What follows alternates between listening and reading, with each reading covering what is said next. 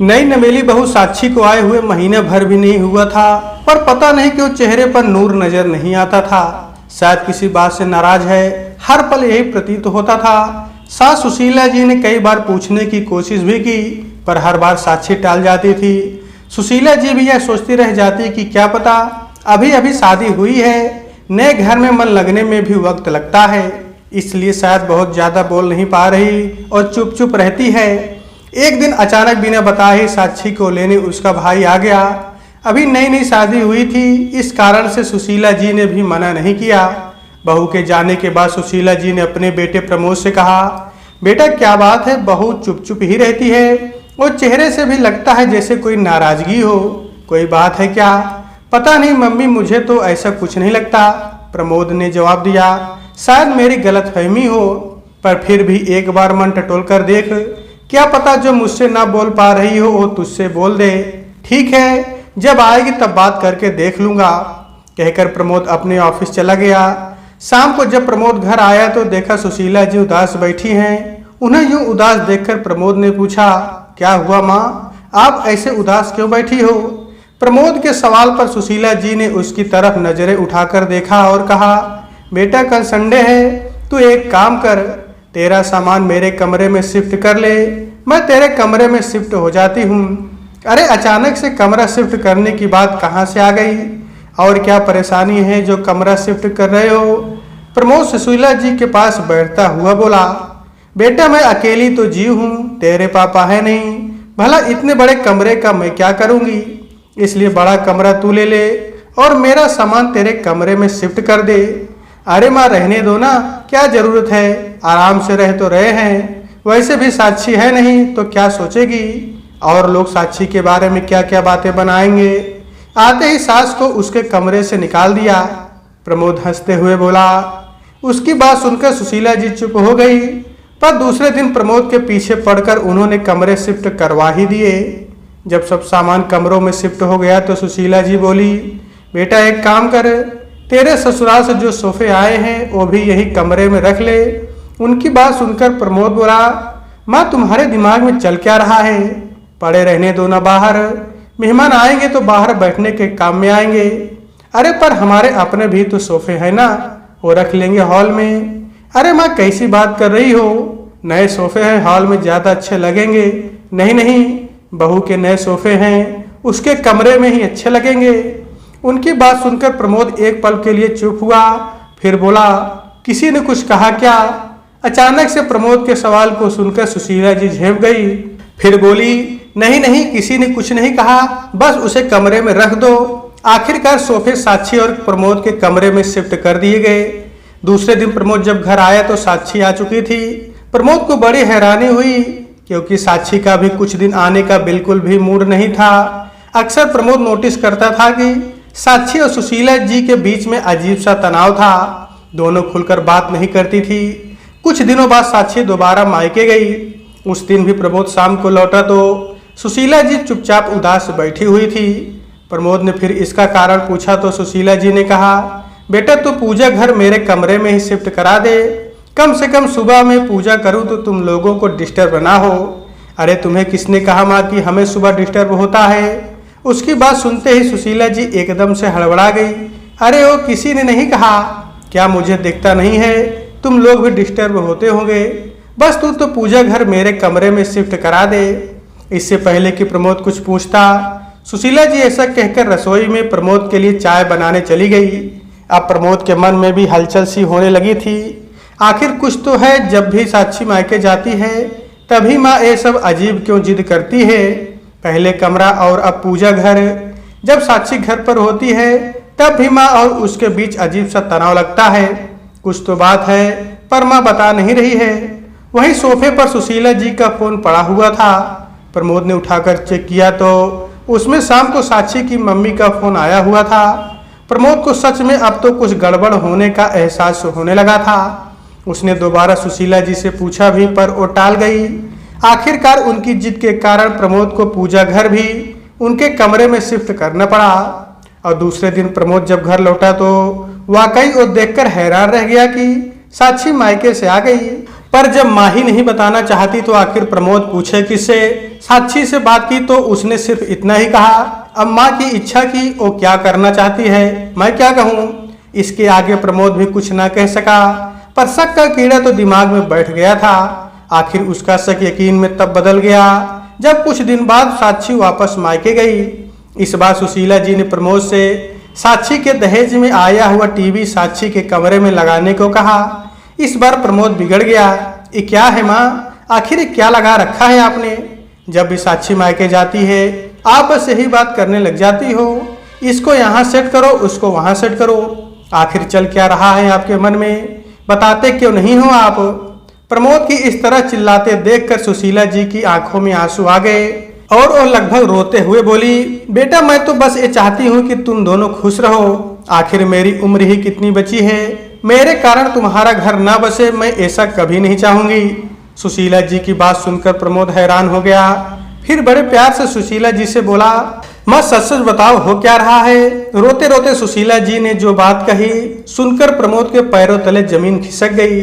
आखिर सुशीला जी को रोता देखकर प्रमोद का मन रोने को कर रहा था, पर फिर भी उसने हिम्मत करके बड़े ही प्यार से सुशीला जी से पूछा, माँ आखिर बात क्या है, जब तक बताओगी नहीं समस्या का समाधान कैसे निकलेगा। प्रमोद को इस तरह बोलता देखकर सुशीला जी ने रोते रोते ही उसका हाथ पकड़कर कहा, बेटा पहले वादा कर तू मुझे छोड़कर नहीं जाएगा, मैं अकेली कैसे रहूंगी तेरे बिना, तेरे पापा भी नहीं हैं, भगवान के लिए मुझे वृद्धाश्रम भी मत छोड़ना बेटा, मैं तुम लोगों को परेशान नहीं करती हूँ, पता नहीं सब कुछ अपने आप हो जाता है। अरे माँ कैसी कैसी बात कर रही है वो, जो भी है खुलकर बताओ, और मैं क्यों छोड़कर जाने लगा आपको, मैं कहीं नहीं जा रहा, मैं बेटा हूँ आपका, आपके साथ ही रहूंगा, और कौन कह रहा है आपको कि मैं आपको वृद्धाश्रम छोड़ने वाला हूँ। ये घर आपका है, जिस दिन आपको ऐसा लगे मुझे घर से निकाल देना।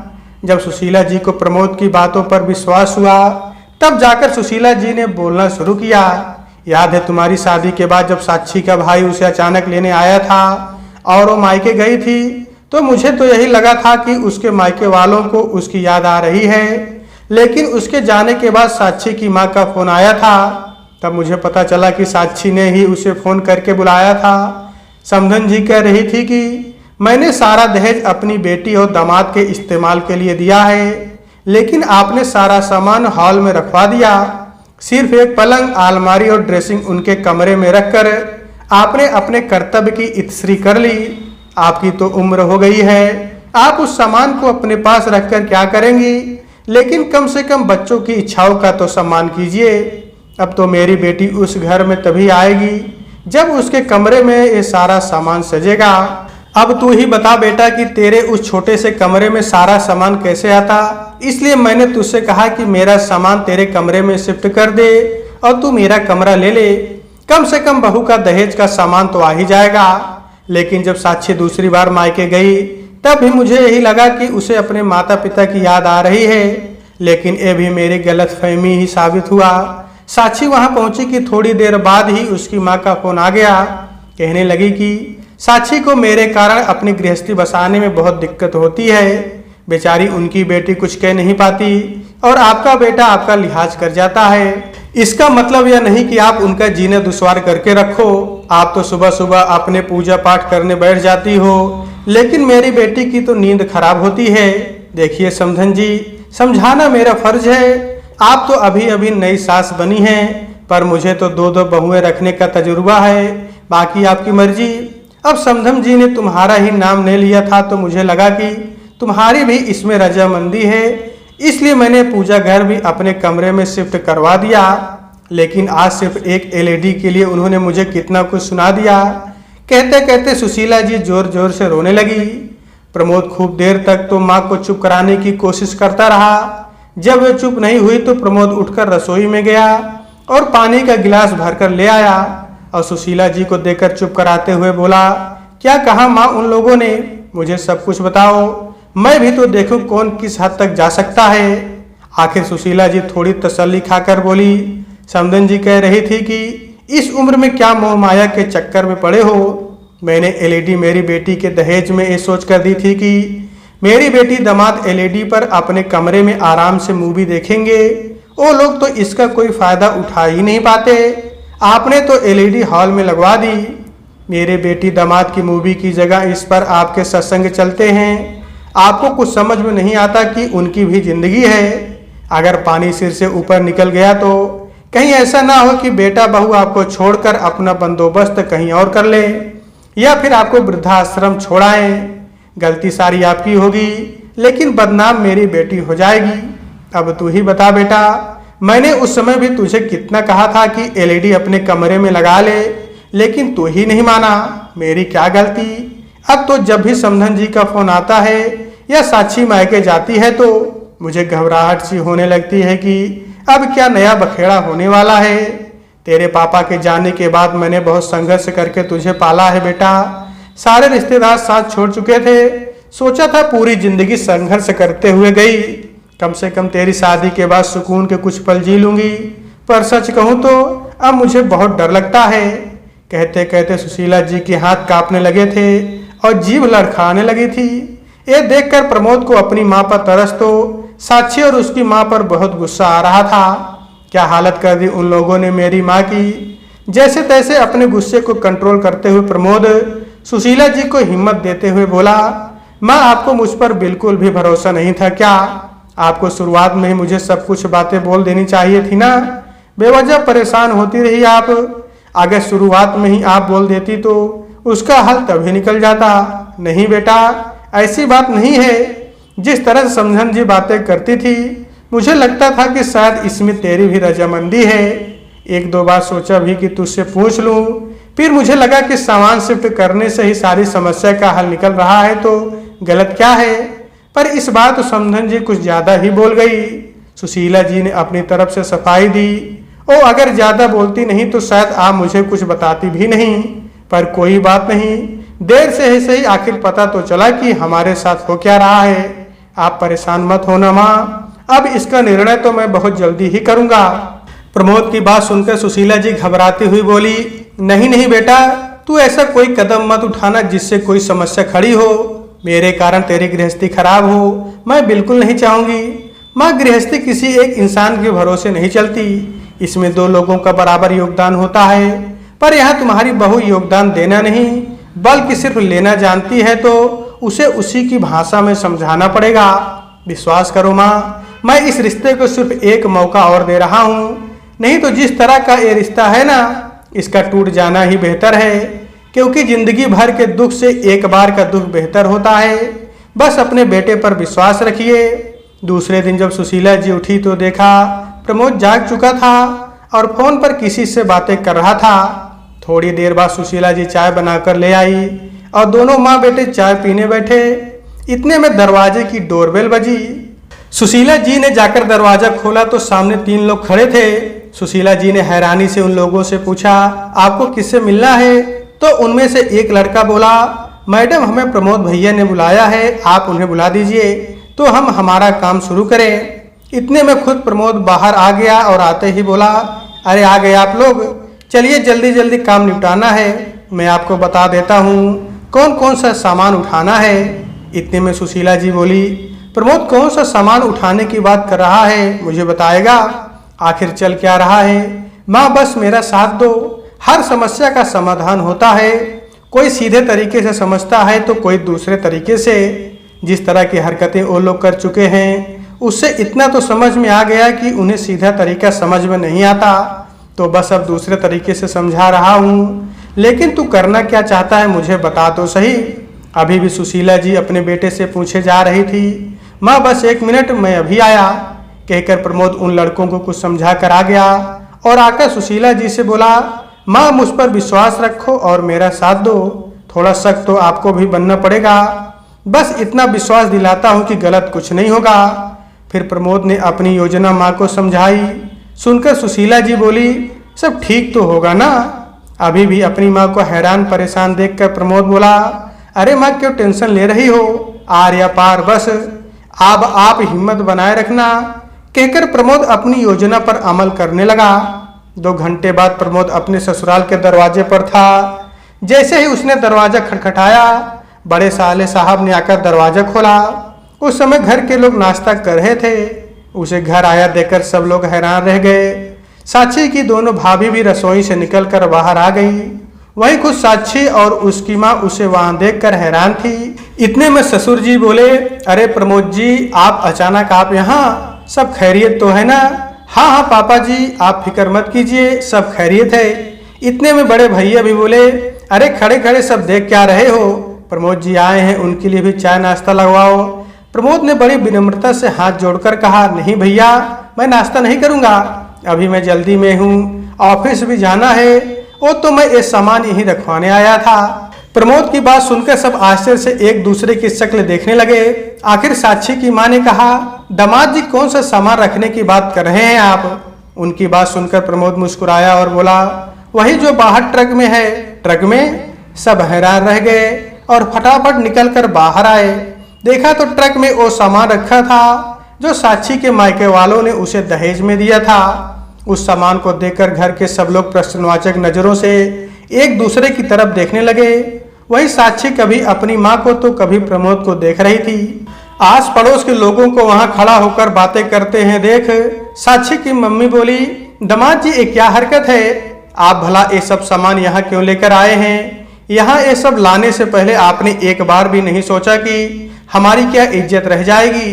देखिए बाहर सब लोग खड़े होकर कैसी बातें कर रहे हैं। साक्षी के पापा भी बोले, दामाद जी ये सब क्या है? मुझे तो अभी भी कुछ समझ में नहीं आ रहा। प्रमोद हाथ जोड़कर समझाते हुए बोला, देखिए ससुर जी, ये दहेज आपकी बेटी का है जिसे आप लोगों ने दिया है, लेकिन वो घर तो मेरी माँ का है जो मेरे पिता ने बनवाया था। अब माँ ने साफ कह दिया है कि या तो तुम अपना नया मकान खरीद लो या फिर जिसका दहेज है उसके घर पहुंचा दो। मेरे घर में इस दहेज की कोई जगह नहीं। आखिर जब से ये दहेज घर आया है मेरा चैन और सुकून खो गया है। तभी बीच में साक्षी की माँ बोली, आप कहना क्या चाहते हैं? साफ साफ कहिए, आखिर समस्या क्या है आपकी माँ को? प्रमोद मुस्कुरा करके बोला, बस यही सासू माँ की अगर दहेज में आप मकान भी दे देती तो आपकी बेटी को थोड़ी सहूलियत हो जाती, उसे यूं परेशान नहीं होना पड़ता और उसे बार बार यूं मायके आकर नहीं बैठना पड़ता। प्रमोद की बात सुनकर ससुर जी बड़े भैया सासू माँ को घूर घूर कर देख रहे थे। वहीं दोनों बहुओं की नजर भी सासू माँ पर ही टिकी थी। सासू माँ ने तो चुप रहना ही ठीक समझा। आखिर उनकी पोल जो खुल रही थी वो भी बेटे बहुओं के सामने। उन्हें समझ में आ गया था कि प्रमोद को सब पता चल चुका है और इस बार समधन भी थोड़ी सख्त हो गई है। लेकिन इतने में साक्षी भी बोली, मेरे माता पिता की इज्जत की आपको कोई परवाह नहीं थी जो आप उनका दिया हुआ दहेज का सामान यहाँ लेकर आ गए। ये भी नहीं सोचा कि मेरे माता पिता के दिल पर क्या बीतेगी। बैठकर भी तो बात की जा सकती थी ना। उसकी बात सुनकर प्रमोद बोला, अच्छा बैठकर भी बातें होती हैं क्या? मुझे तो पता ही नहीं था क्योंकि तुमने कभी हमसे बात ही नहीं की। जब भी कोई समस्या होती तुम मायके आकर बैठ जाती थी। पीछे से सासू माँ फोन करके मेरी माँ को परेशान करती थी, यहाँ तक कि मेरी माँ को धमकी दे डाली कि उनकी बात नहीं मानी तो कल को बेटा बहू अलग हो जाएंगे या आपको वृद्धाश्रम छोड़ाएंगे। तब तुम्हें मेरी माँ के बारे में ख्याल आया था। अब साक्षी से भी कुछ कहते ना बना, पर अब घर में सबको साक्षी और सासू माँ के बारे में पता चल चुका था। आखिर बेटी कैसी भी हो, आखिर है तो बेटी ही। एक पिता उसका घर टूटने कैसे दे सकता था? उसका घर ना टूटे इसलिए ससुर जी हाथ जोड़कर प्रमोद से बोले, माफ करना दामाद जी, हमें तो लगता था कि हमारी बेटी हमसे मिलने खुशी खुशी आई है, वो भी आप लोगों की रजामंदी से, पर आज तक जो हुआ सो हो गया। पर आज के बाद ऐसी कोई हरकत नहीं होगी जिसके कारण आपको या समधन जी को परेशान होना पड़े।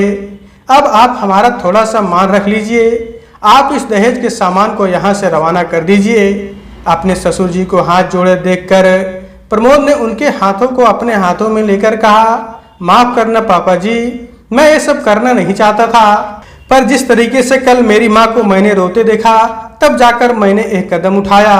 आखिरकार ससुर जी ने दहेज के ट्रक को वापस प्रमोद के घर भिजवा दिया और खुद साक्षी और अपनी पत्नी को लेकर प्रमोद के घर की तरफ रवाना हुए।